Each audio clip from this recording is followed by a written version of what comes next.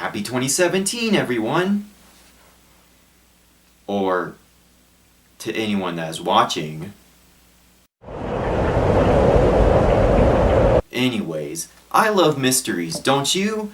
That's what I'm going over today, and guess what? The movie's not very good. The first segment of the movie starts out promising. A woman named... Actually, we don't know her name yet. Enters a mansion and notices something unusual about this telephone. Why? This will be explained later, but she makes a call on this. Number, please. Please don't talk to her. I wouldn't have that information, madam.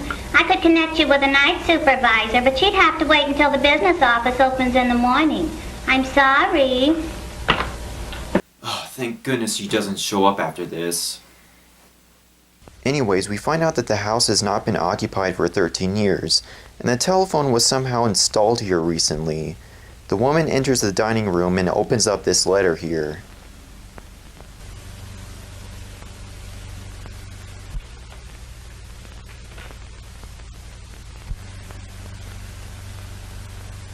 This woman is named Marie Morgan, who has this nostalgic moment where her family members all sat that last night. Oh, yes, of course. Dad sat there. I sat next to him.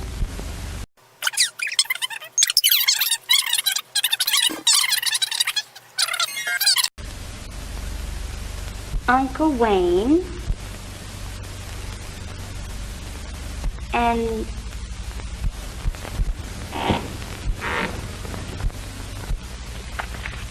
Mr. Barksdale. Mr. Barksdale. Mr. Barksdale.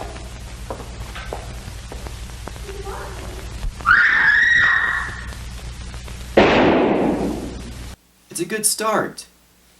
Too bad it goes downhill from here. So here's Police Captain Ryan, and Grump, his detective. Not joking here, that's his name. And he has only one characteristic. A complete and total moron. Where we go?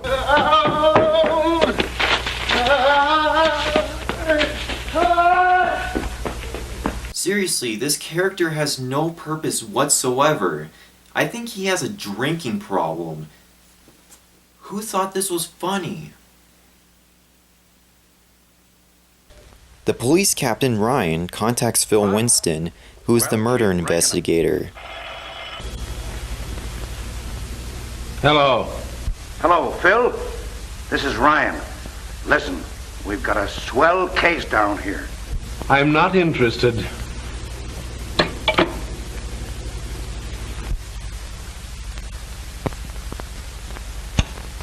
Just go to the crime scene already!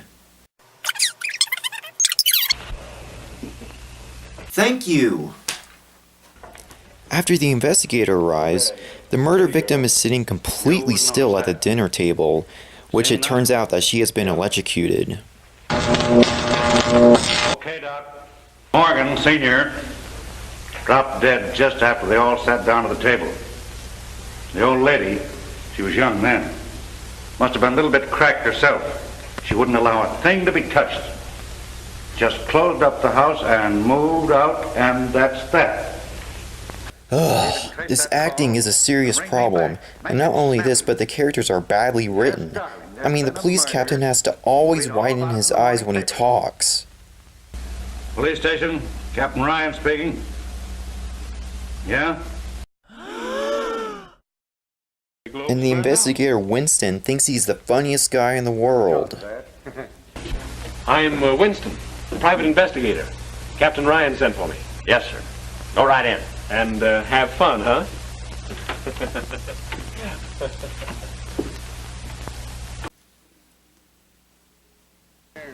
This is the worst performance in the entire movie.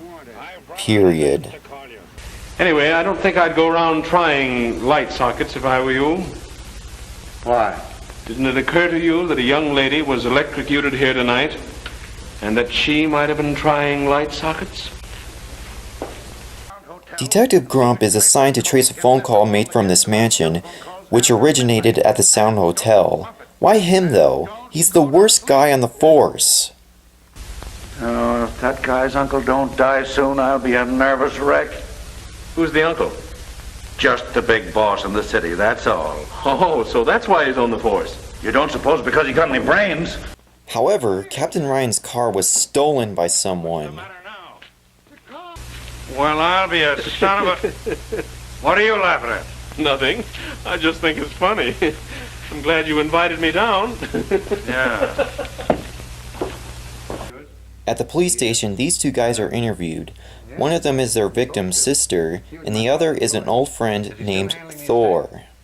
Before the High Court has you executed, you should be made to watch what happens when we return here with the Gargans. The father of Marie and her brother had a lawyer named Barksdale who was handling the estate. It turns out that in his will he left the entire estate to the 13th guest.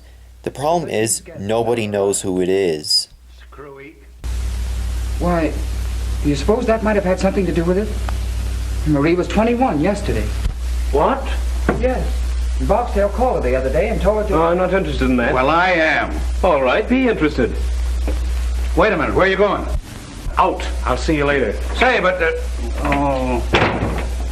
Before Winston heads out, he asks Marie's brother where she sat at the dinner table that night, and wants a diagram of the seating arrangements of their relatives, including their addresses. Oh, and one more thing. Well, there isn't much to it, except that Barksdale called her a few days ago and gave her some instructions. Something she was supposed to do on her 21st birthday. And you don't remember what they were? I know. She wouldn't tell me. And we're supposed to find the answer. The police look for their primary suspect, Barksdale, who is located in the mansion, but first he answers the telephone.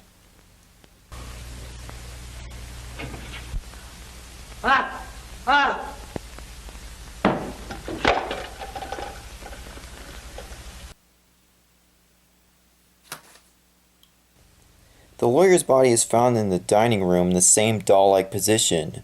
The seating arrangement of the victims gives us a hint that the killer was at the table with the other family members 13 years prior. Here's the biggest twist.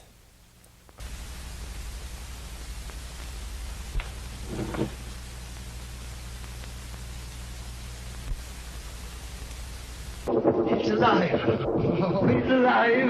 It's alive. It's alive. It's alive.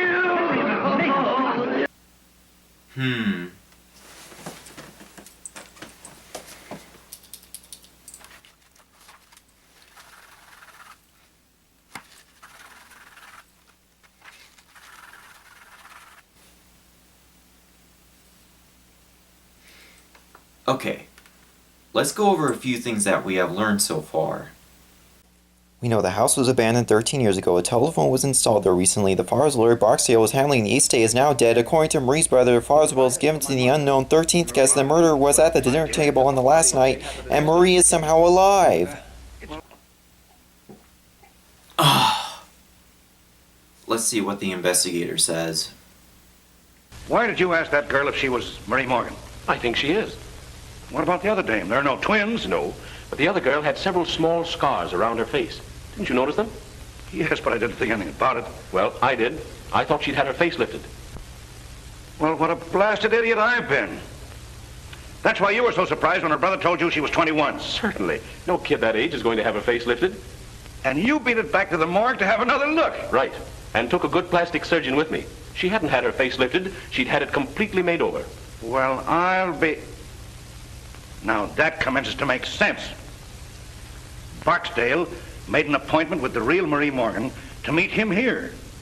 They planned to kill her and substitute the other girl, huh? Who planned to kill her? Huh? Barksdale made the appointment? Yes, but if Barksdale was in on it, which he may have been, who killed the gentleman on your right? Little Bo Peep. Winston meets the entire family who simply won't cooperate with him because they're insane, I guess. What does he decide to do?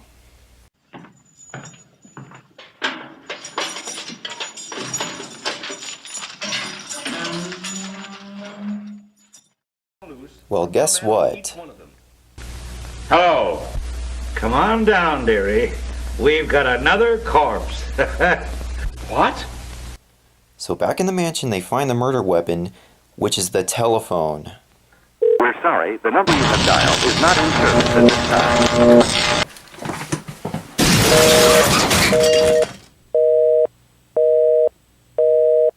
The police cut the wire and the lights suddenly turn on in this room. It turns out that the phone was actually made out of steel.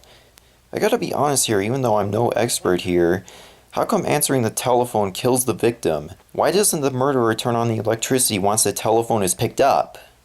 I don't know. I think that cinches it. But which one? Well, you saw them. Which is the most likely? Well, the odds are about even. There's a cousin Marjorie who'd commit murder just for the fun of it. And her mother'd kill anything that stood in her way. But I think it stands between the two uncles. Adams is as smooth an old devil as I've ever seen. But Thornton's deep. You know, the big businessman who'd stop at nothing. The number 131313 in the letter is a safe combination, and the plastic surgeon who operated on the woman at the beginning, who is now Leela Morgan, is questioned by the police in Winston. He says that the woman was accompanied by somebody who claimed to be her brother. Who?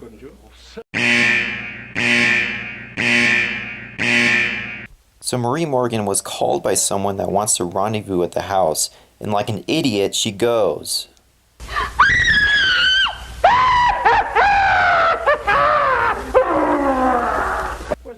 Winston drives all the way back to the house to find Marie, but ends up finding that these two guys are fighting. Who was in on this with you? Barksdale. So you killed her and then Barksdale so you wouldn't have to split, huh? No, I don't know who killed them. I swear it. Pick up that phone. No. Why not? Because that's the way Leela got it. You were there that night. Did you kill her? No, I saw her After shooting at Miss Morgan? No, I didn't. No, you're a liar. Anyways, to summarize all of this, the girl is saved and the bad guy is caught.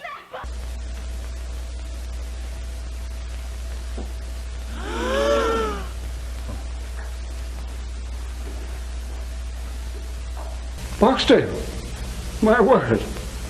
Not that I ever liked the old devil, you understand, but murdered. Well, it's over. This film had potential, but it falls apart due to a poor script and poor acting. This film actually reminds me of I Accuse My Parents in some ways, because it overuses two words. Number one. Oh, all right, but make it snappy. Make it snappy. Make it snappy. And number two. We've got a swell case down here. We got a swell murder here. Swell. Let's send it out at once. This was originally a novel before it became into a lousy screenplay. I guess it's supposed to be better than this movie, even though I didn't read it. That's a good idea. I'll get to that.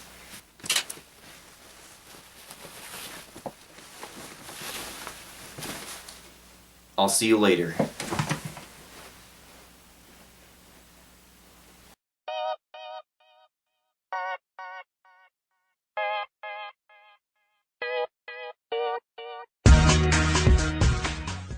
And we're supposed to find the answer.